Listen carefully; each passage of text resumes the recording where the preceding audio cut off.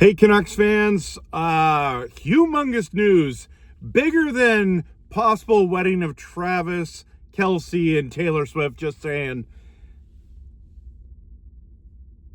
An offer sheet, are you kidding me right now? Like the most gigantuous offer sheet of all time, and it's not to someone like McDavid or anyone like that. It's Leo Carlston, yes, the number 2 pick in the Bedard year, gets an offer sheet from the Philadelphia Flyers, who just barely made the playoffs, won a playoff round, and feel the need that they need a center. Leo Carlston, it just got offer sheeted 8 years, $18 million a year. By the way, I'm in the ferry lineup, going home from vacation. Haven't shaved in a couple days. Seeing if I can connect this yet. Looks awful, but it is what it is. Guys, if he signed it, so he's going to get $18 million until 2031. At least that's what it sounds like on Puckpedia. 4 other teams offer sheeted Leo Carlston. So this raises the big question. There's 2 questions. One is, will the Canucks go and offer sheet Connor Bedard? Let's go. Bring him home. I mean, the problem with us is we're not in the playoffs, so those 4 firsts are going to be pretty juicy, you would have to say. I don't know. What else do you say there? But if you think about it just for a second, the Canucks, if we went and did that, I mean, $18 million they signed him. 4 other teams tried to get Carlsson. If I was the Anaheim Ducks, I would just let him walk. Because if you say yes, they said we're gonna accept whatever anyone offers. Okay, now let's talk about $18 million to your cap. You have a lot of guys that are making like $7 million on that roster. Lacombe is the only one that makes $9 million. That's it. You just lost Mason McTavish.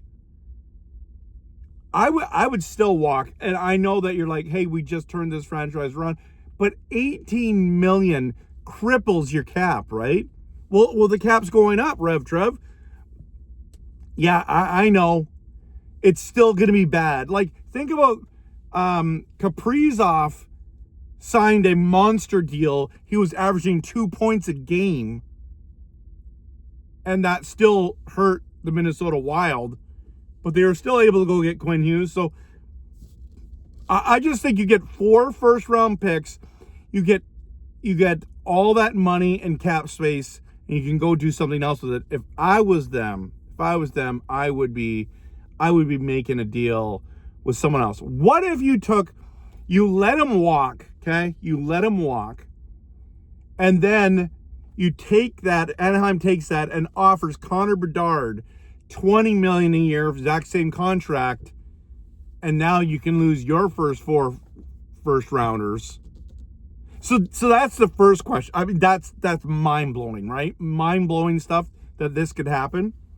But if you think about it just for a minute, why are teams waiting to sign their RFAs?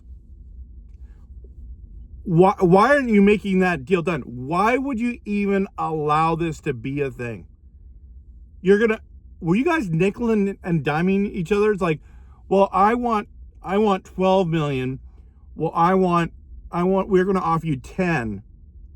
Oh, by the way, he just signed an offer sheet for 18, and you got to decide isn't it like a week? You got to decide within a week.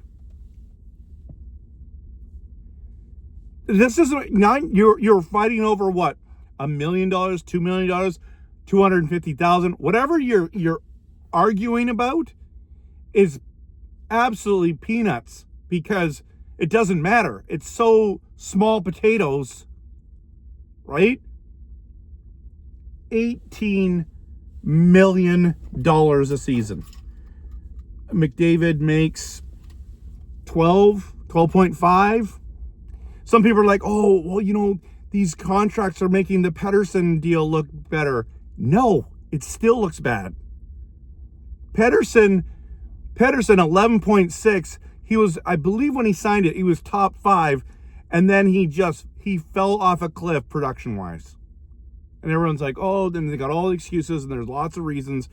And there's tons and tons. I'm exhausted by those reasons. But what if the Canucks just said, let's just go offer sheet Connor Bedard, bring him home? How much better would this team be? How much farther along would this rebuild go if you guaranteed yourself a Connor Bedard? It's interesting to think about, right? It's really interesting to think about, and I think it's worth having the conversation. It's tempting to do. Now, offering someone 18, 20 million I think it's insane, but we offered Pettersson 11.6 and we were okay with that. This is so much more. So it's not the same, but it feels similar. Like, for a fact that well, I guess we don't know for a fact, but it feels like there's a good chance that Bedard's never going to fall off a cliff like Pettersson did. Like, he's always going to have that drive and that kick, not only just being a Canadian kid, but just playing for the Vancouver Canucks, who he grew up watching and loving. And, man, we have this dream that we want Celebrini and Bedard. They're both not coming. If we could get one of them, that would be awesome. What would you do, though, if you're Anaheim? Do you just, like, I've seen people say, you've got to sign him. You've just got to take that contract and eat it. You don't have to do that. You don't have to do that at all. You have options. What you should have done was you should have signed him earlier. That's what you should have done. Because it makes zero sense. It makes zero sense for you guys. Like, why isn't Bedard signed? Like, it went Bedard, Karlsson, Fantelli, Will Smith. All those guys should be signed.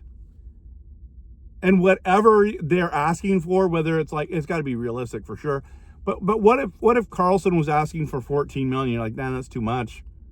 It's too much, man. It's crazy talk. Cap's going up, guys. Yeah, well, that's fine. Next thing you know, $18 million. I believe, is it an 8-year or is it only a 5-year? It might only be a 5-year deal. Whatever it is, it's way too much. Way too much. Now, it's front-end loaded. I believe in the first 12 months, he makes something crazy like $39 million or $29 million. It's crazy, the deal. It's front-end loaded. And it always sucks when it's happening to you. Like, remember when they tried to do that to us with Kessler? And then a lot of people are like, hey, you guys got guys coming up that you better sign or else it's going to happen to you. And that's the thing. Philadelphia doesn't have to worry about this because if they want their guy, they'll just sign him.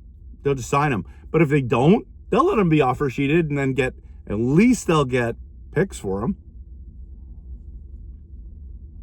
There's compensation. And is the NHL going to be okay with this?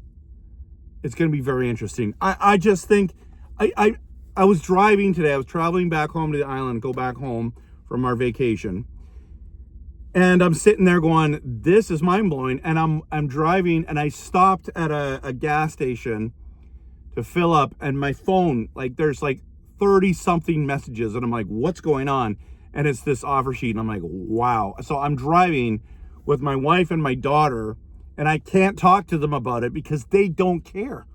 What they care about is Travis Kelce and Taylor Swift getting married. And guess what? I don't care. Do whatever you want, guys. You want to get married? You don't want to get married? Cool. I don't care. I think this hockey news is way bigger deal. Now, this is the difference between a lot of men and women, and that's okay. I'm a hockey fan. They're fans of Taylor Swift. Cool. But you tell me, you want to go see a Taylor Swift concert? It's way cheaper to go to. I could get season tickets for the Canucks for a year, and it'd be the same price as Taylor Swift stuff. But anyways, enough to the Swiftie talk. I think a lot of you, especially you dads, you're in that same dilemma. It's like, You want to talk to your family about this massive thing that happened? And they're like, we don't care, Dad. Or we don't care, honey. Okay, cool. I'll just talk to the whole world on YouTube, Facebook, X, Instagram, wherever they'll let me talk. TikTok, wherever, we'll talk about this. I am in shock that the Philadelphia Flyers thought it was worth it to offer him $18 million a year and potentially give up 4 first-round picks for Leo Carlsson. I've seen him live, everyone. I've seen him live. He was okay. What are we doing here? This is, I would say, go offer that to Bedard. Cool.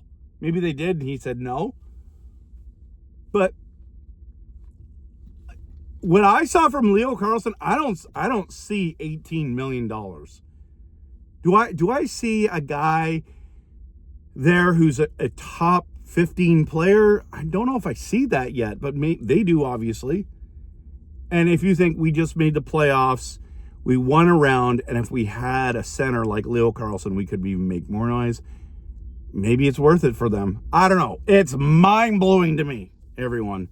So don't forget, hit the like and subscribe. Doing this on the ferry. Now I'm uploading it. You probably by the time I got off the ferry, this will be uploaded because it's so slow there.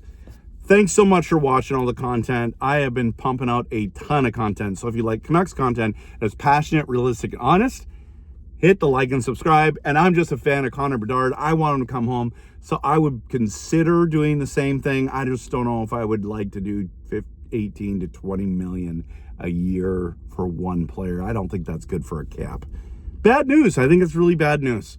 I think it's bad news now it's bad news for Anaheim if they keep it, or it's bad news for Philadelphia. How could they afford that? We'll see. Hope you have a great day. Believe in blue. We've embraced the rebuild. I still want to figure out a way to get Bedard on this roster.